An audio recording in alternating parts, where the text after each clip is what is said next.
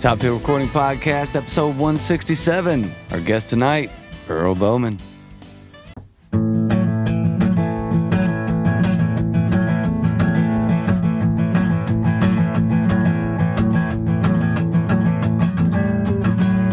Yeah, I guess I've slept at the county jail. I had to call up my own mama just to pay my bill. When I saw the look in her eyes, you know I swore to myself, well, that's the last time I'll be drinking in my life.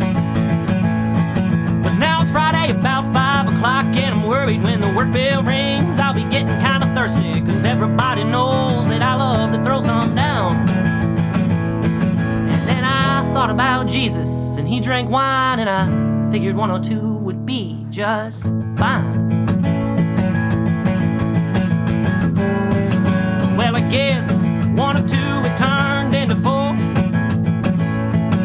and I'm not sure what happened, but I had some more.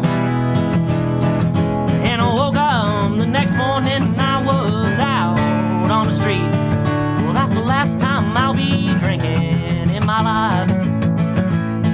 But now it's Friday about 5 o'clock and I'm worried when the work bell rings. I'll be getting kind of thirsty, cause everybody knows that I love to throw some down. And then I thought about Jesus and he drank wine, and I figured 102 would be just fine. You see, it's Friday about 5 o'clock and I'm worried when the work bell rings. I'll be getting kind of thirsty, cause everybody knows that I love to throw some down. And then I thought about Jesus and he drank wine. I said I thought about Jesus and he drank wine, and I figured 102 would be just fine. Yeah! Thank you. Earl, how's it going, brother? How's it going? Great. I'm really glad to be here. Thanks for asking me to come in. I know I filled in, so I wasn't asked. Oh no, like lined up. But even worse, man. we had a somebody. This is getting inside baseball. Let's talk about it. Oh yeah. We had somebody ask for a weekend. We accommodated, and then they just like bailed last minute. So that was yesterday. So the first person I thought about was you. Well, thank you. Yeah. Well, I'm glad they bailed. Fuck them. Yeah. That's how I feel too, man. Yeah, we came and set up, and Neil ended up recording a song. We had everything set up. We filmed some video, and Neil did a song. I was wearing, yeah. So it was awesome. You see me in this shirt. Wasn't shirt? today. Yeah, dude. I was like, all right, man, I put my show shirt on yesterday. I'm going to put it back on. I don't have show shirts. I wear the same shit every day. Dude, I did ask Brad one time, how many times can you wear your jeans before you have to wash them? And he gave me a good answer. It was like, 10? It's all based on the smell. It could be 2, it could be 12. I don't know. Yeah. It's just, when they have that greasy fucking feel on it's them, like, you can't put them on. Have you been at a bonfire? Okay, it's time to wash your jeans, man. Hey, so tell me a little bit about that song. Yeah, that is, it's not super complex. It's basically a song about, I think a lot of us, we're drinking a little today, and I think a lot of people have had a few too many. I certainly have, and woke up being like, damn, I don't think I'm ever drinking again. And then the weekend rolls around and you're back drinking again. And that's really what that song's about. It's not groundbreaking, and its lyrics. It's one of my favorite songs to play, though. It's fun. It's fun, yeah. I dig it. Yeah, man. That's definitely the one thing that I've gathered from you write fun songs. I try to, yeah. It's Jerry Reed's probably like one of my biggest inspirations. Awesome. And so when I first started writing the songs, felt kind of funny about writing funny songs because it felt silly or like not legit. But honestly, like people like Jerry Reed and stuff they're fun and funny, and they show a lot of personality. It made me really want to dive into that. And so we're in that songwriters group together. So you've heard a couple of my of silly songs. But yeah, so thank you. I try to be fun if I can. It's not even. I wouldn't even call them silly. They're clever. It's I think I used the word silly the first time that I talked about your stuff, and as soon as it came out of my mouth, I went, "That's not what I meant." No, you're good. I feel like they're a little silly. I don't mind. Well, they're fun, one, and they're clever. It's like John Prine was such a clever magician with his words that he could make something easy sound complicated, and he can make a line sound interesting when it was really didn't have to be real interesting. Yeah, well, John Prine, I feel like if you write any type of songs in the Americana genre, if you don't have John Prine as your inspiration, you're probably not really playing that kind of music. So that's true. There's it's somewhere in there, right? Yeah. All right, man. So I guess we got to, as a first timer, I got to take you back, and you got to take us back, and I got to give you the question. How? What's the damn question, dude? I read it earlier for the first time in a long time, and I was like, that's not how I ask it at all. Just basically, take us back to your earliest memories of music and what got you into music, when you knew that you wanted to play music, basically. And it was going to be a part of your life. Yeah, I mean, honestly. Close enough. Dude, that was phenomenal. All right. Yeah, that was better than you did. So I'm glad that you're here. Because I've had like 8 of these attempts at that sentence, and I haven't thought you were going to say 8 of them Jim Beams. I'm like, we were real fucked then if that's the case. Not yet, man. Honestly, I felt like from as long as I can remember, like the first time I can ever remember seeing live music, it's been just like magical thing. I can remember being an itty bitty kid, like at the state fair, just out and watching people just out on the street playing, and there's something about that and it still feel that way when you see it, like a great live band or even a decent one. It's a magical thing. And growing up, I did not do music at all. Like I sang a little in my room, but I didn't play or write. It was always something I really wanted to do. And kind of going back to where I said sometimes it's hard to be silly. It's the same way as getting on a stage or writing or singing it takes like a little bit of guts, certainly, and it was something I was always scared to do and always wanted to do. I played sports and stuff growing up, and then really I got into guitar a little bit in high school and just had some fun doing like covers and stuff at school. And then as I got a little older, I wrote a little more, and then finally decided just to dive into it. It's something I've always wanted to do. Like I cannot remember a time in my life where music wasn't the one thing I wanted to do. It's something I never really said, but it was something I always wanted. Like I said, just something. Just as a kid, it was just like someone strumming a guitar to me. It was like magic. It's the coolest thing, and it still feels that way. You didn't start playing until high school? I started. I learned some just pretty basic chords in high school. Basic, the like kind of G, D, E minor, and C. Yep, and just did all the songs you can do with that. And then I wrote like 1 or 2 pretty bad songs in high school. Then I went to college. I played little sports in college. I didn't really play much guitar, and then when I was like 23, I ended up writing a few songs that I liked, and I shared them with some friends, and it gave me a little confidence. And then I didn't play anymore for like 5 or 6 more years. And then Are you serious? That's crazy. And I moved back to Louisville a few years ago, and just kind of dove into it. So that was right before COVID, and that kind of obviously stopped it in its tracks. But yeah, that's pretty new to music for the most part. Yes, you really haven't played that long at all. As far as playing out, last March, I opened for Katie Didit's band, Quite Literally. They're a great group. They're really fun. Katie's awesome. But she asked me to do a show last March, and it was like the first thing I did. I did do one thing the fall before that my mother-in-law booked for me, but I'm like, I don't want my mother-in-law booking me to be the first thing I book. So so I started last March and just play as much as I can whenever people reply to emails, which is rare. That's awesome. That's a very interesting path to get to where you are right now. And I say that because, it seemed like a lot of like dabble in high school, dabble in college, write a couple songs, and then to take such a hiatus and then really dive in. It's interesting that that you got there knowing that you always wanted to play music. But that is such a wild path to get to where you're writing songs and performing live. It's because I think for the most part you hear a lot of there's 2 or 3 general paths that you hear. You hear I started playing in church when I was little, or I played in the band in school, and then played through high school, and then it's one thing, blah blah blah. But there's not a lot of people that I've had. This is 167. So we've had a lot of conversations, and I don't know if I've really heard that as much as anything. So it's interesting. It was honestly, too, another hard thing to do because I felt kind of old to be jumping into it. I know like a lot of people do music when they're young, and then it feels like I was when I first started going to open mics, I was 26, and it was right before COVID. And I felt like, am I too old to do this? And then COVID happened. I didn't do anything until I was like almost 28, and now I'm 30, and I felt like I am sometimes feel a little old, but I'd rather be 30 and doing it than 30 and not. So it's fun. And there's a few people around actually that I've met at open mics that are my age that kind of are similar, that have started later and have done okay. So it's definitely good to see that too. Yeah, man. That's I think the super positive about music is it doesn't matter. Age doesn't matter. It might matter of like who really wants to pay to see you at a certain age if you're, but then if you just like seriously take a step back and look at the headline touring acts in the world right now, they're the Rolling Stones, they're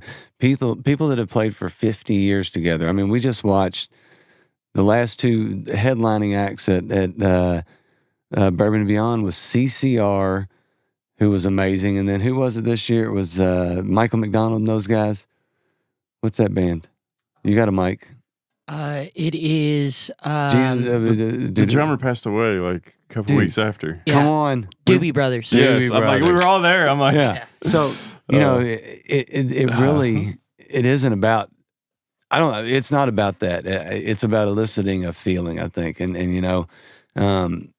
or an emotion or a spark or like a connectivity, which I think your songs, everything I've heard, that's what it does. It issues this real connectivity in moments and in real life situations. I try to be honest and just write what I know. That has been better for me than just trying to write songs that I thought would be good, than just write what feels natural or feels right, instead of trying to when I first started writing songs, like really wanting to just see what I could write, I was trying hard to write like country songs. Like I want to write country songs, I want to be a songwriter, and it wasn't really going well. Like I was writing songs, sometimes I'd write songs that I liked, and even that last one I played actually is one I wrote a pretty long time ago that I wrote, and I'm like, well, this isn't like radio country, this is, and so I was like, this song sucks. And then later, I kind of took a step back, and I'm like, fuck radio country. I want to just write songs and do stuff on my own. That was something else I had to do. Like I mentioned, I moved back to Louisville in like 2019. And from where? My wife is a veterinarian, and she went to vet school down in Auburn. And so I was down there a couple years. And before that, like I mentioned, I played baseballs up in Ohio doing that. I was in Western Kentucky for a while at like Bresh University in Owensboro. I was in Eastern Kentucky at Pikeville University. So I was kind of just doing stuff. Then I moved back here, and honestly, my favorite station, it should be everyone's favorite station, Louisville's 91.9. And when I first moved back to town, I felt very stuck in music, listening to pop country and just feeling like bored of it. And I flipped on that station. I was like, when I got back home, I'm like, what is the station with Waterfront Wednesday? And I remembered, and I put it on, and I have not turned it off, because the music on that station is like to me, every music's real music, but it's just something that makes you feel something. Every song is different. And it made me feel like I could do something too. And so if it wasn't for that station, I don't think that I would even be playing at all. So interesting. And I've told them that. I really mean that. There's a few things that have felt really pushed me to do music, and I've tried to tell all those people how much they meant to me, because I would not do it. Like I mentioned, Katie did it from quite literally. She's also in Mama Said String Band. But if it wasn't for her, I wouldn't play music. Or I have a buddy in Lexington, Kyle Zorns, was the first person I ever met when I went to an open mic. And if he wasn't cool, I would not have done music. So a lot of little things that really kind of add up that could have just stopped. I mean, honestly, going to open mics is very scary when you've never done it before. The first one I went, it was at Diorio's Pizza in the Highlands, and I went, and signups were at 7:30, and I went at 7:30, and I was too scared to sign up. And I signed up at like 8:30, and I had to stay there so long for hours and hours just waiting to play, because I was too scared to play. But if Kyle wasn't there being like, man, just sign up, I wouldn't have, and I would have quit, and I never would have gone out again. So, or if he would have not been a good host, because that's something too. I've definitely had some open mic experiences that were less than great, and if those would have been my first experiences, that would have been it. It'd have been over. So you need supportive people, and there's a lot around Louisville. I mean, you're one. Getting to know you and the people at the Monarch, man. Those are people that make me want to do more stuff. So yeah. And this podcast, awesome. I've been wanting to do this for a long time. This has been something like I've had like a list of like venues I wanted to play or things I wanted to do, and this has been on there for a while. So as soon as you texted me the other day, I was like, yeah, like I told you downstairs, even if I had plans, I would have canceled. That's awesome. That's an honor, man. Thank you. That's awesome. That's crazy. Well, so, I think that a lot of times with age, just kind of talking about age and getting that encouragement. And maybe if you weren't older, you wouldn't have noticed those things the way that you did. Because a lot of times we're all in such a rush to get to a certain point, but then you get to that point and then what? So it's like, you got these goals and you got these aspirations and you're young and, I've got an 18-year-old right now that I can see the only thing he wants in life is the next thing. And whatever that is, I don't know if he knows. I don't know if it's just, it's that hunger for the next step. And I think age can blind you sometimes, especially youth can blind you of acknowledging those things that you were just talking about and seeing those steps and seeing the path and being thankful for those little things that lead you into that point. Yeah, it really is a lot of little things. Like I mentioned those people from open mic. A lot of people think of open mics as just like sometimes just like drunk dudes like singing covers in a microphone. It's just really, some places I'm sure like that. It's not like that here in town. And I think we're really lucky to live where we live and have people that are super supportive because whether you're doing covers or originals, I think especially originals, it really takes a lot of nerve to get up in a microphone in a room and sing something that you wrote. And because a lot of times people, they don't care, and it takes, and if it wasn't for all the supportive musicians that always care every time I went out and told me I did a good job and seemingly meant it, and they were very talented. It's just a supportive city. And I know sometimes people, at least people I've talked to, act like Louisville's not like a music city, or it could be better, and everything could be better. But I think we're really lucky to have the musicians that we have and have the community that we have, because it's really important. And not everyone's lucky to have that. You could live even in other parts of this same state and not have that. Yeah, it's a big deal to me. And I try to, like I said, I try to be thankful and think about all these things that added up. Because like I mentioned, I don't remember a day that I did not want to do. Yeah, there's I think of places like what's going on at the Monarch now. What you mentioned, that we go and do some writing and have a writing group over there. But like my listening experience at the Monarch is insane, because it is on the audience member side of it. I know that the musician is playing a dream set. They're playing somewhere where everybody in that building's there to listen. There's not alcohol that is sold. There's not a product that's sold. And it's so unique to be able to, especially as a musician or an artist, to go, regardless if I make a penny tonight, which, it's a donation base, so everybody that plays there, I'm sure, does fine.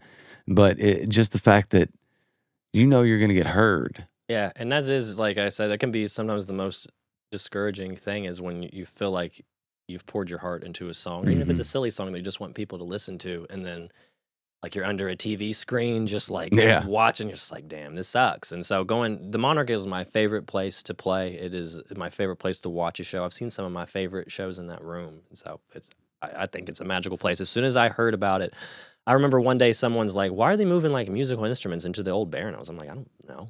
And I started hearing more about it. And as soon as I really started to understand what it was, I sent Mark over there a message, and I bugged him for so long until he gave me a key to that place, like all the time.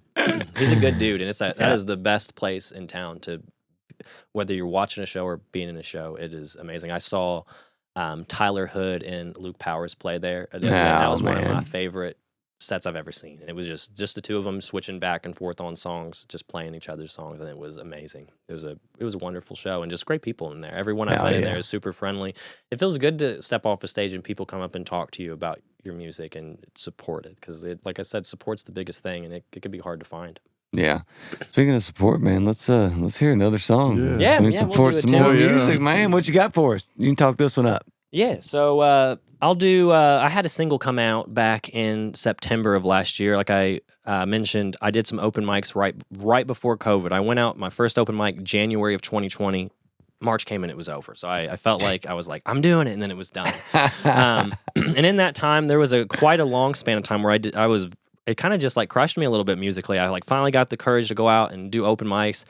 And actually on my second open mic I got asked to do like a morning daytime television, like Great Day Live here in town. And I did that. It was like I was so nervous because I had played like 2 open mics and I was on TV. I was like, oh God. That's awesome. But it felt cool. I was like, okay, well, people like my music. Maybe I can like build something from this. And then the world just stopped. And so for quite a while, I didn't write or really play or anything. I just went to, like, I worked the whole time during COVID. And then like as the world started to get a little better and more people were just doing online like shows and whatnot, like I'm like, I want to write. And so I started writing more stuff. And this next song I'm going to play, like I said, it came out as my first single. I wrote it right in the middle of COVID when everything was crazy. You couldn't go anywhere or do anything. I was feeling really cooped up.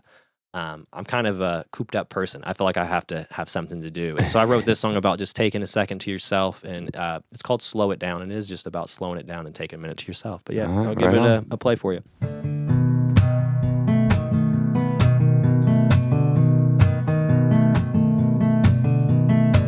Some folk don't believe it.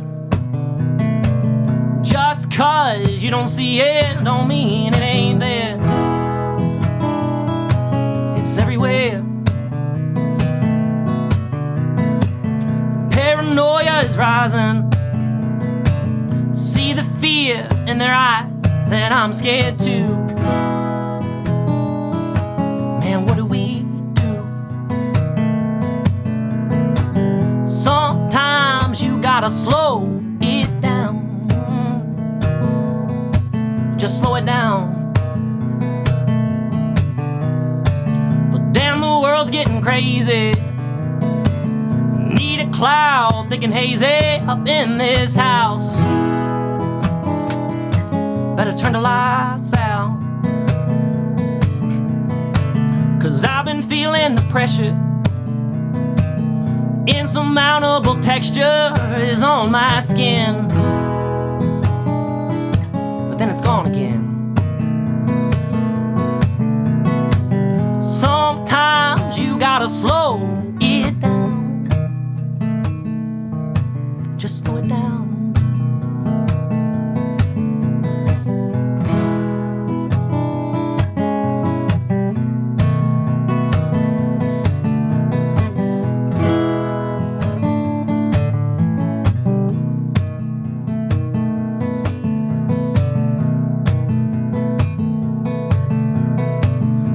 My thoughts, they're getting faster. Racing around like it's NASCAR up in my head. Maybe I'm better off dead. Sometimes you gotta slow it. Sometimes you gotta slow it, yeah. Sometimes you gotta slow it down. Just slow it down, yeah, yeah. Gotta learn to slow it down. Just slow it down. Yeah. Dig that, man. That song matches the music, matches the lyrics, and matches the title like perfectly. Thank you. I had it's got a that's vibe. one of my it's different than a lot of my songs. It's one of my favorite songs I ever wrote. Kind of for that reason I told you, that I felt like it was at a time where I really needed to write something that would just like let me express how I was feeling. And I will say too, like I mentioned, that song is out on Spotify and those places. I got to work with one of my favorite local artists, Tyler Lance Walker Gill, on that. He actually does all the backing vocals on that song. Yeah, he wrote that down. Yeah, it is.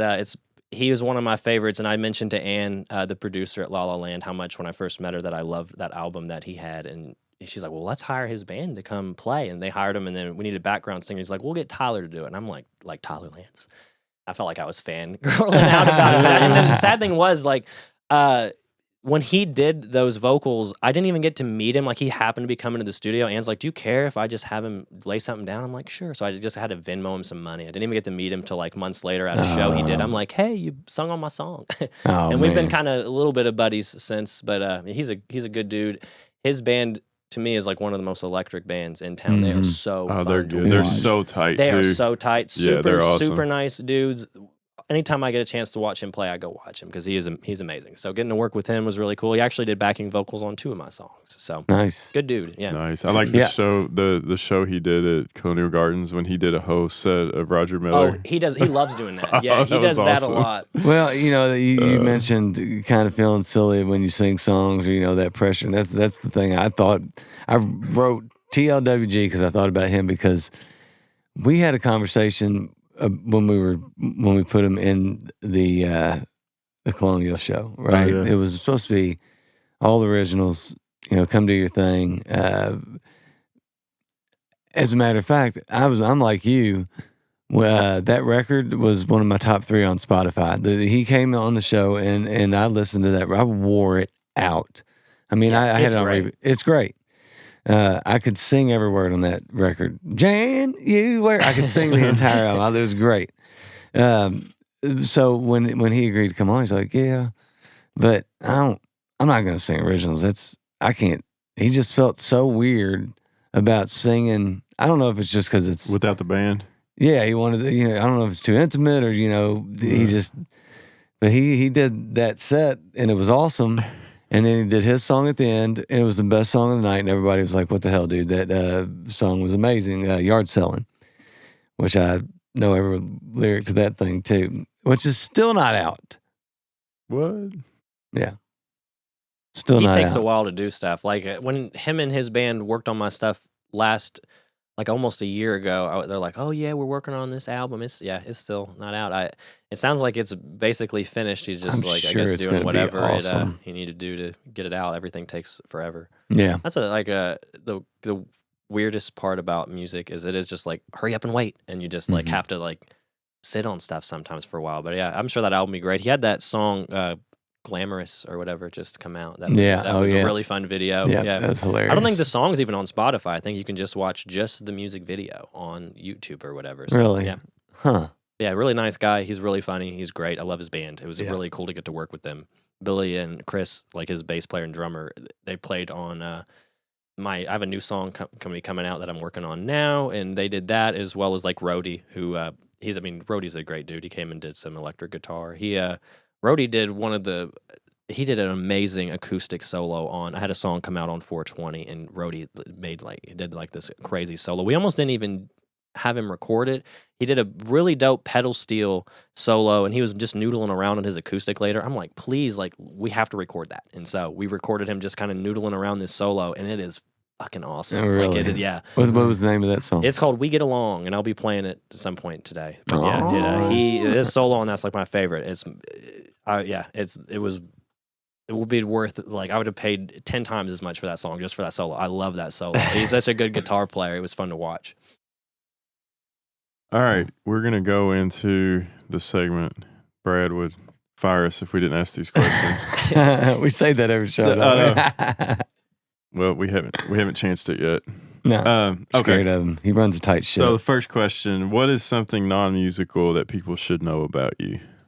Yeah, I would say probably the biggest other thing in my life besides music is work. Like I mentioned, my wife's, I think I mentioned it was when we were on here. Yeah, she's a veterinarian. Her dad's a vet, and I work with her at her family's vet office. I'm a vet tech, and so I love animals. Getting to work with animals and people that's probably the thing I would say is the biggest other thing in my life. Work. I don't want to say work. It's not just work. It's family. It's my wife. And a lot of people sometimes like, how's it like working with your wife? It's like, well, she works 50 hours a week. So if we didn't work together, we wouldn't see each other that much. So it's fun. We share an office. We do almost every room together.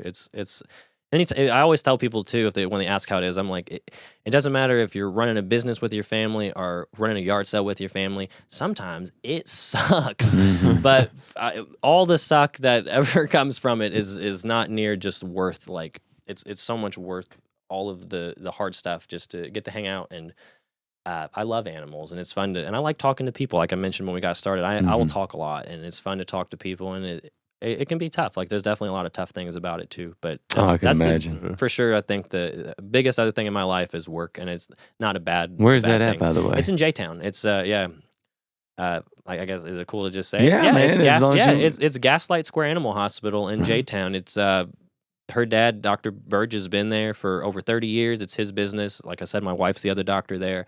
And actually, her brother is the office manager. His wife works there too. So it's the whole family. It's a family. Fam damly. Yep. Yeah. Like I said, it's good, it's bad, it's ugly, but it's. I would not trade it for anything. I've had a lot of jobs, and it's nowhere near the worst. The worst one was debt collecting.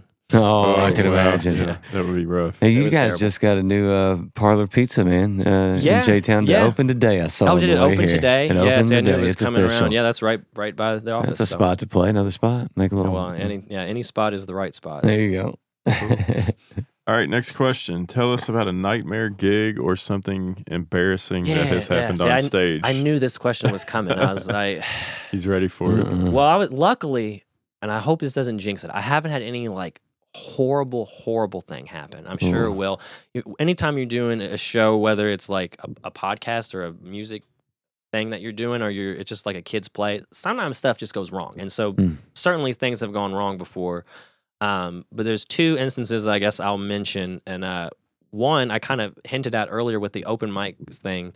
Soon after I got started, I'd probably gone to maybe like 8 open mics over like 4 weeks. I'd go to like 2 a week. And I'm not even gonna say where I went, but I went to this place that was having open mic, and it was a cool spot. Like the hosts they kind of just set it and forget, they just set it and walked away to the bar. That night, there were some of the best like singers I've seen in open mics like ever. There was this one dude who I can't even like describe his music or the way he was singing, but it was just like, it was like a holy shit kind of voice. And when he hit a high note, people would clap for like a second, and then they'd go right back on to their phones and like talking. There's no TV or anything in this bar. Like they're just like talking and not paying any attention. There was another girl there who's like, yeah, I'm from Nashville. Like she's talking about her album or whatever that came out. She's like, my first time in Louisville. I'm just here for this open mic. No one gave a fuck about her. And I went up and did my set and like did these like funny or silly songs, whatever you call them. And I'm like, it was awful. No one looked at me. No one clapped. My wife, after my set, clapped so loud her hands had to been like beat red before anyone clapped, and it went awful. And if that would have been my first time out, I would have quit. It was so awkward and embarrassing. But there wasn't all that many people there, and they're like, "Do you want to go again?" And I did not, but I did anyway, just because I'm like, I want to just go again and try to get past the second set just as bad. It was terrible. There was a girl there too that it was her first open mic, and I felt really bad for her because I'm like, if that was me, I would not have come back because it was so like it would make you just want to just crawl right out of your skin up there. It was awful. Like my songs are really short. Like I have a couple songs in my set that even hit 3 minutes, and it just felt like the longest 2.5 minutes trying to get through these songs. I'm like, please be over. That was terrible. And I'll mention one other time because that wasn't like horrible.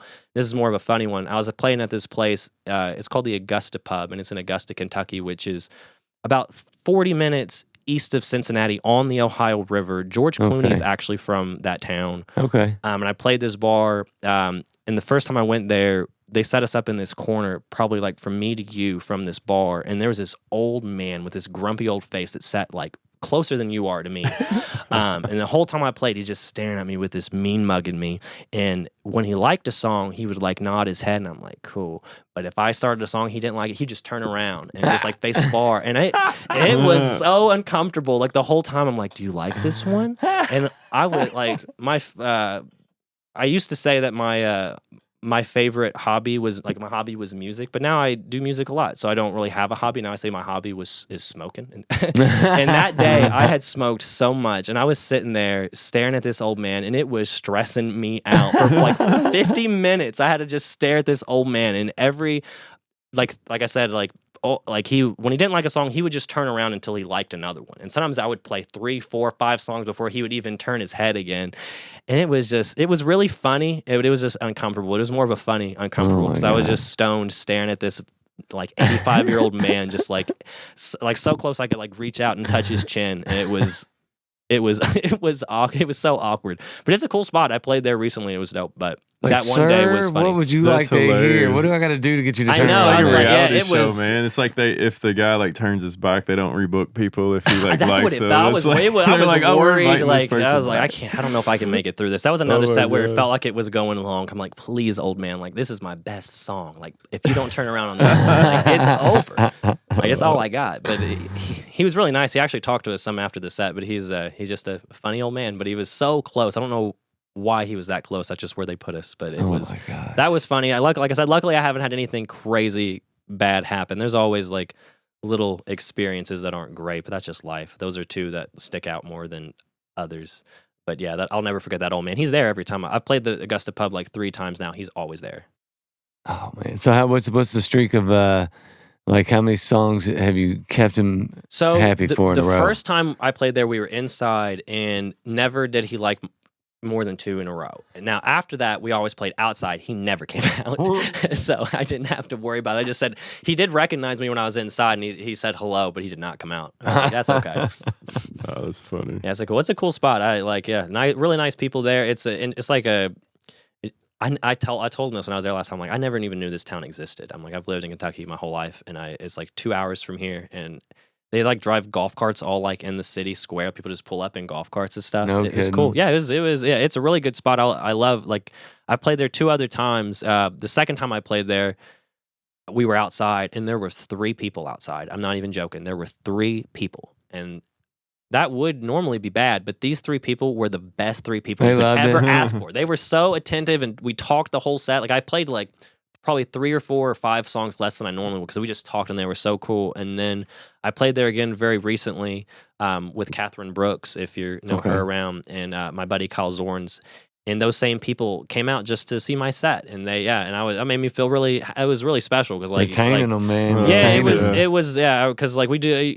I mean, you do music. We all do music. Mm-hmm. Like, a lot of times people don't care. Sometimes people do. But for them to come back out to that show, like, it meant a lot. Because when we played there last time, we were out in the patio, and there was a decent crowd out there. Like, it was pretty full out there, and so awesome, man. Meant a lot. Yeah, because you don't get that a lot. And I almost saying the thing. I tried to be thankful. When that girl told me that, I kind of like, oh, that's really nice. And I walked away, and I came back. I'm like, no, I'm gonna tell you I needed to hear that. Like, thank you so much for saying that, because you do a lot of stuff where no one cares. Like, and sometimes people are like, oh, you made like. Oh, you got $100 for a set. I'm like, fuck that. Like, if no one cared, like, it's not worth it to go out there and like, if it's a bad set. But those 3 people, super nice. That girl's name is Julia. Julia, for some reason, you're listening to the Top Hill. Please, like, come out next time I'm at Augusta, because you were very nice. It meant a lot to me that you said that. So, Augusta, Kentucky. They call it the it was Key really West great. of Kentucky. Awesome. It's a cool spot. It really is. They're really nice people there. And Catherine Brooks is good. We have her booked, I think, right? I think Nate Brooks told us about her. There's no relation, but he's the one that told us. I think Brad booked her. All right, next question. Who is the last local artist you listened to or saw live? Yeah, and so yesterday, like I mentioned Luke Powers earlier, I saw him at the Monarch, and I actually went down to Nashville yesterday and recorded some background vocals on a couple of songs for him. And so nice. I listen to local artists a lot. I try to, but I spent like 6 hours at the studio yesterday. My parts took like 5 minutes, but he's like, "Do you want to hang out?" I'm like, "Hell yeah, I want to hang out." And I just got to hear a lot of his album, and it was a really cool experience. And he's a really nice guy.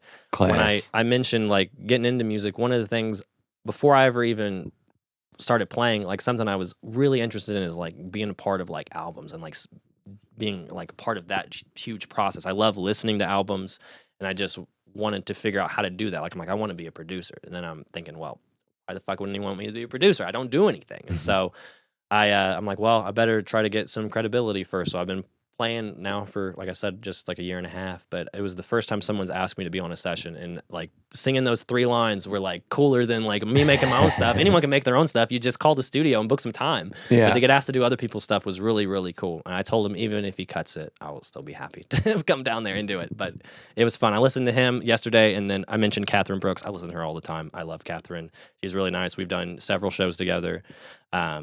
She's super supportive. I listen to her music quite a bit. So, yeah, I'd listen to her all the time. Yeah, man, I've heard you're the second person that's come in here just talking about Luke. Not as the person, because everybody knows Luke's one of the nicest guys in the world, but just his music. I don't remember who it was. Greg from, I can't remember the band, but he said he went to Luke Powers at the Monarch, and he said, that show changed my life. I mean, it's a big statement. I opened for him at that one show at the Monarch for his album release, and that was I've done a couple pretty fun things, and it was just a great experience. I was having like a really terrible week that week, and that show was just like, it was great. The crowd was great.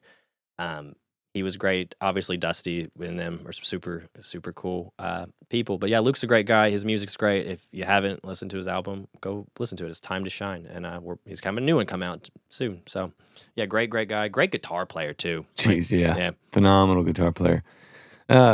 you mentioned earlier, we're off the 3 questions now officially, and it kind of spoke to me a little bit. And you talked about heading into COVID and just kind of having a moment where you just put it all up and aside, and there is a fragility to music and musicians, and I experience it. I definitely experience it where it's so easy to get yourself in a funk, and I don't even know if it's a battle of comparison or just where you get to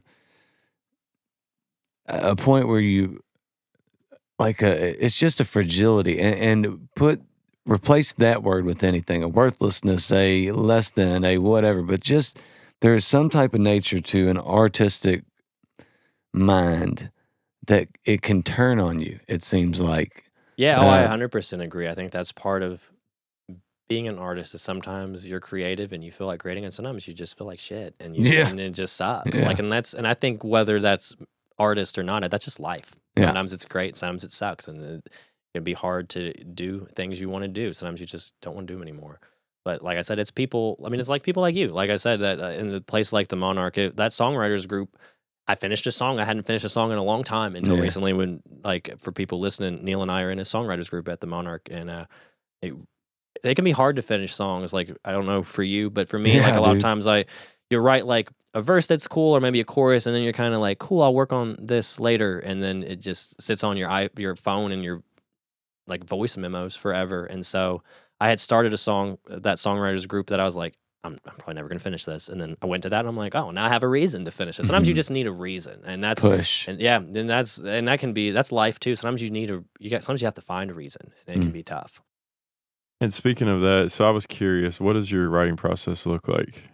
It's really not that complicated. Usually, like, I play a lot of the same chords. It's a lot of like 12-bar blues kind of stuff. But essentially, I just strum or play. Like, sometimes I'll write a little bit on the piano. I'm not a piano player, but it always starts with the chords, and then usually a melody or a line will just kind of come out, and then you build from that. It's just kind of whatever comes out, honestly. Like, if you get a line you like, you can build from that. I don't normally start with like an idea or a story. It's really just strumming, and I'll hum a melody, and then lines will kind of start, and then that's when I focus. Like, once you kind of get a start, that's when I lock in. Until I get like that spark of creativity, I really don't. I know some people too, like a lot of people, if you look up how to like write songs or good ways to do it, or how to get better at it, a lot of people will say, if you start writing a song and you hate it, just finish it. It's good practice. If I start writing a song and it sucks, I throw that right in the garbage. Why would it doesn't inspire me to write something I don't like. Makes me mad. It makes me mad. Yeah, it's just like, it's not fun. Like, if I write something that I like, and sometimes like I mentioned, you'll write like a line or a chorus that you like, and it can just be hard to do the rest, and then sometimes they can sit around. But if I write something I do not like, I do not finish it. Yeah. But it's not that complicated. It starts with a melody, and I hum it out, and then like a line or a word will come, and then you're like, okay, that's where this is going. So I think, like, so this is kind of like a different roundabout. I don't know, because a lot of these questions, when I ask them, I'm kind of asking myself too, especially when it comes to songwriting, or because I think it's something that you're always trying to figure out, and that's kind of what the question is.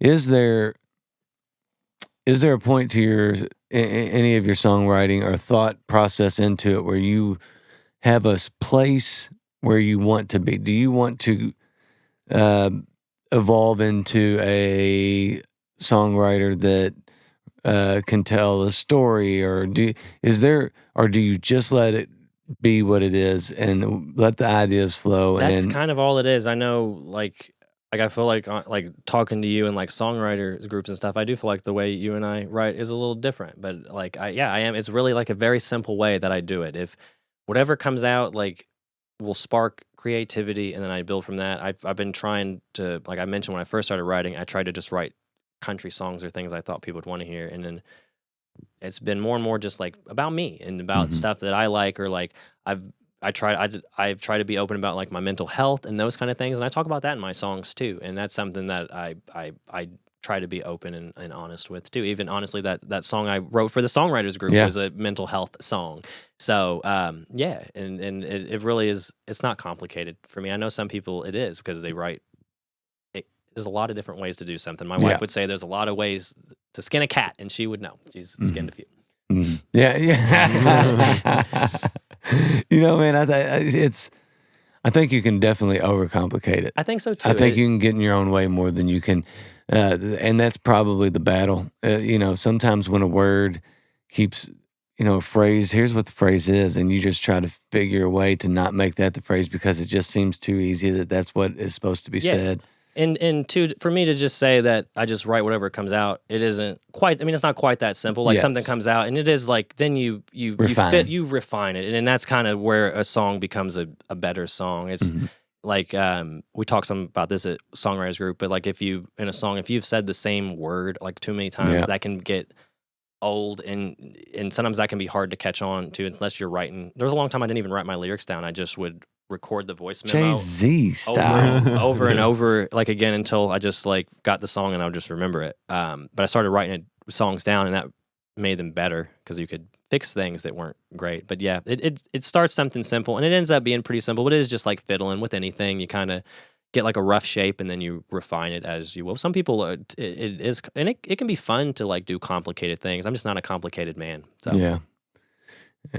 It's interesting. You know, Spencer running the ones and twos over there on the camera is at an interesting point in his songwriting process because he's super new at it. And the one thing that I think I noticed in him is a lot of criticism on lyrics. You know, it's like, oh, that's terrible. That's too simple. That's this, that's that, and just trashing your own stuff. And a lot of times it's like, number one, you got to get through the simple stuff. You've got to get to, like you said, here's the idea. Now let me start hammering away and get sharpening the sword. Because simple isn't necessarily bad. I mean, I would say a lot of my songs are simple, but it's like, what can you write that's simple that is also like unique or like about like that means something to you, but also something that other people can relate to.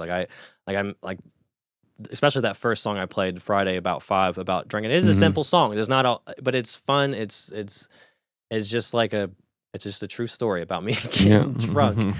But yeah, everyone's different. And I don't think I'm sure there is a wrong way to do it, but ultimately it's trial and error. That's kind of the most interesting thing about pursuing music and getting into it is it is just trial and error. So many things you're doing, like whether it's going to the studio or just writing or trying to book shows, like it is all just like, well, you write an email, does it work? Does it not work? Like I've tried all kinds of things. There was one time where I used like my wife's name as my manager to see if that would make me seem more legit. It did not. But everything's just trial and error, and you can look up stuff online or read stuff or listen to podcasts, and you can get some really good information. But ultimately, you just have to put it into practice and see if it works for you because it might not, and everybody's different. I thought, I think that repetition and doing it, just doing the process, going over it, and not being discouraged to not write that next one or not write that next chord progression or, like Ed Sheeran just won a copyright lawsuit because he played a song that sounded a lot like, I mean, you can break it down. It sounded a lot like Let's Get It On, but Marvin Gaye's family, they'll sue everybody. Yeah, but they'll probably also, sue me right now for saying that. It's G, C, D, E minor.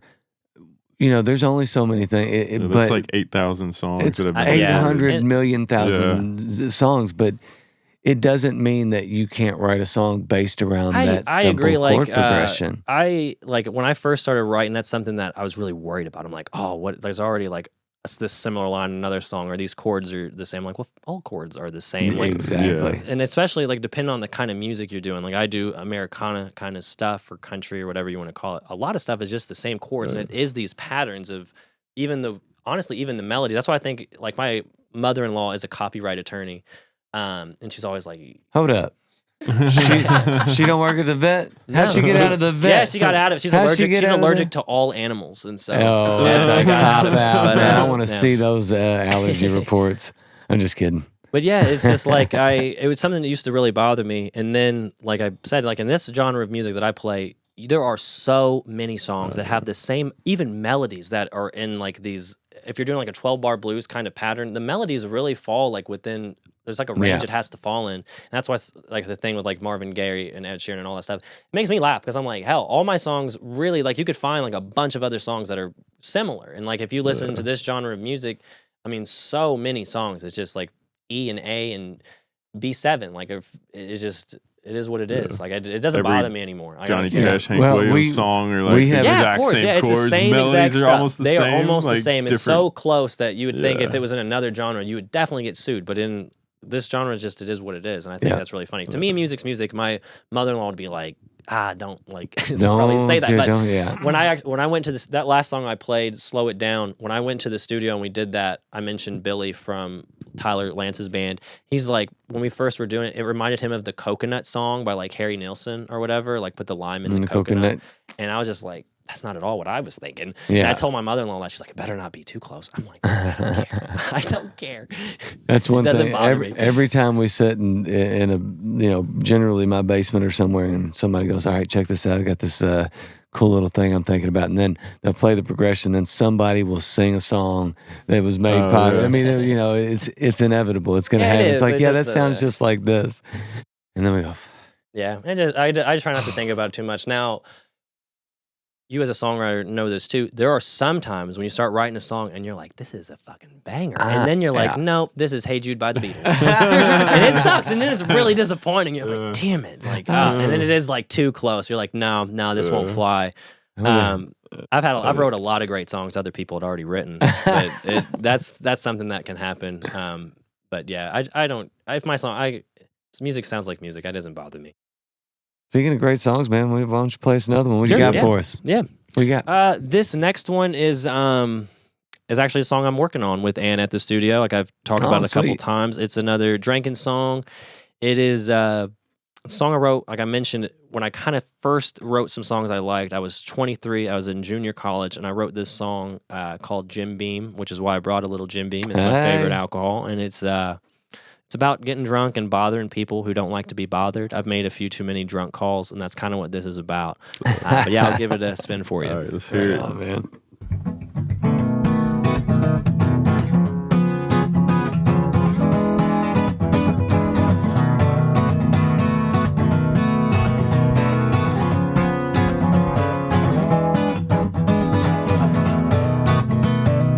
Been so long I can't recall last time I tried to call without having me at least one or two. To be fair, you lead me on. My heart is weak, but my drinks, they're strong, and they will be all night long.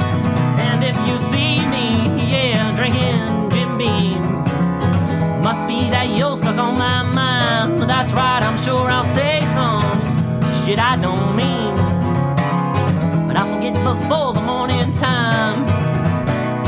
Always know that it's time to talk when I get too drunk to walk. Why do I do the things I do? I couldn't tell you, but I'll go home, I'll spit a line and I'll play guitar just to pass the time. And I'll dream maybe one day you'll be mine. And if you see me drinking Jim Beam, must be that you're stuck on my mind. That's right, I'm sure I'll say some shit I don't mean, but I'll forget before the morning time. God knows you lead me on. My heart is weak, my drink's they're strong.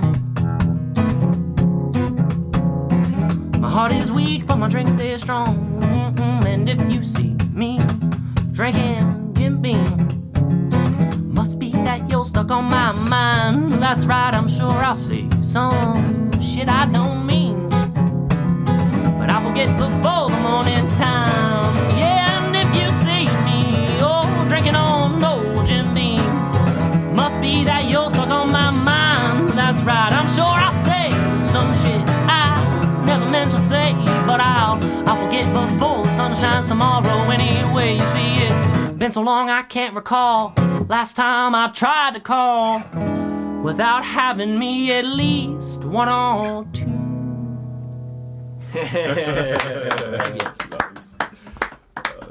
I wrote that song, I was like 23.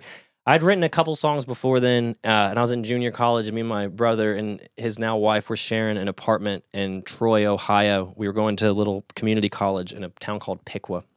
And we had a lot of free time because I had never went to class. And so I started writing and doing stuff, and I shared those songs. Like I put them on like just Facebook and stuff, and my friends and stuff really enjoyed them, and it gave me a little bit of confidence. It was kind of the same thing where some people kind of like snicker at you and you're like, oh, am I like silly or like whatever? But I just like, I always liked that song.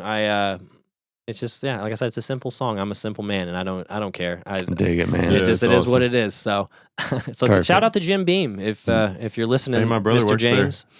There you go. A Jim Beam even brought the glass, man. Even broke it out. All right, man. So for people that want to find you, connect, see where you're playing, all those things, where can they listen to you? Give us all the plugs. I'm on social media. You can find me on Facebook and Instagram. It's Earl Bowman Music. Like I mentioned, I'm 30 years old. I'm on fucking TikTok as well. Earl Bowman Music. I am so old. I felt like that music. I thought I felt old, like getting into music. I felt old as fuck getting on TikTok. Like it was, yeah. But I'm on TikTok. You can find. I don't get TikTok. Yeah, good. It's not. It's a big time waste. I probably would have written so many more songs if I hadn't been on TikTok just scrolling for hours. I'm pulling for the government to ban TikTok just so it's one less thing we have to do. I deleted my account and got rid of it. Yeah, man. I just don't get it. I did at one point and then I got sucked back in. But you can find me those places. I'm on anywhere music is streamed. Earl Bowman, and if you go listen, like I always say what I believe is the like musicians. I'm not a magician. Oh, you could be. Who knows? That's something I used to dabble in. You said earlier. You asked another thing people should know about you. I dabbled in that. That's something no one should know about me. That was embarrassing. That was embarrassing. But yeah, as people who make music say, please, I'm fucking begging you, go listen to my song because I paid for it myself. And if you listen to it just 4 million times, it will earn the money I spent. So, but please, go listen. I have 3 songs out.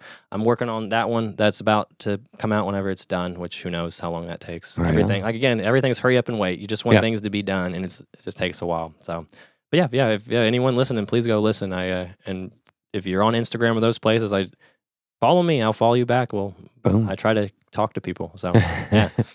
Awesome, man. All right. So last one, what do you got for us? Yeah, last song. Okay. So I mentioned I had a song come out for my favorite holiday, 420. And this is actually one that I wrote when I first moved back to town. I mentioned when I first moved back, WFPK inspired me to do music. I was kind of in a rough spot. I'd had honestly a lot of rough years in a row. And I moved back and I got a job stocking shelves at PetSmart at 4 a.m. I would go in there and I went from drinking a lot of nights, and you cannot drink when you have to be at work and walk, I'm not joking, 10 miles stocking shelves all morning. I started listening to music. I got really into, I already was a Jerry Reed fan, but I got really into Jerry Reed. And I wrote this song. It's definitely a Jerry Reed inspired, I call it a 420 friendly Jerry Reed inspired tune that I wrote when I was stocking shelves at PetSmart. And I always say, shout out to my wife for this one. If it wasn't for her, I wouldn't have written this song. It's called We Get Along, and it's about a few of the things that I get along with. We'll see if you get along too.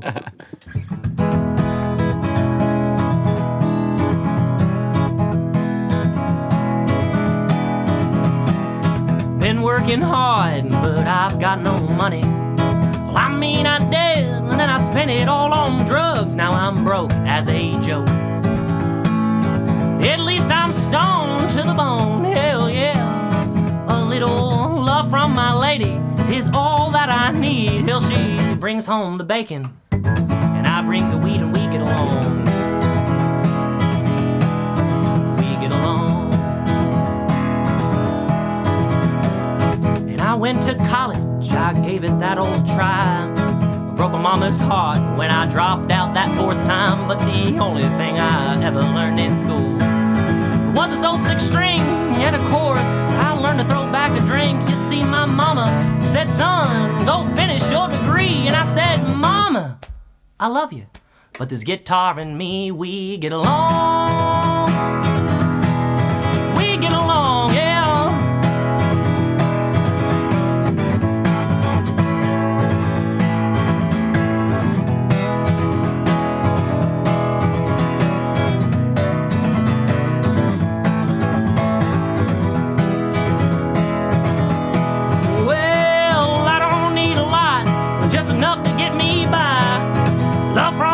A little green to get me high, and my 2-pound dogs, and this old 6-string, and of course, them pills I take by the sink. You see, I'll sit, I'll laugh, smoke, and I'll sing, 'cause she brings home the bacon, bring the weed and we get along. Yeah. Thank you. It's a good one, man. It's awesome.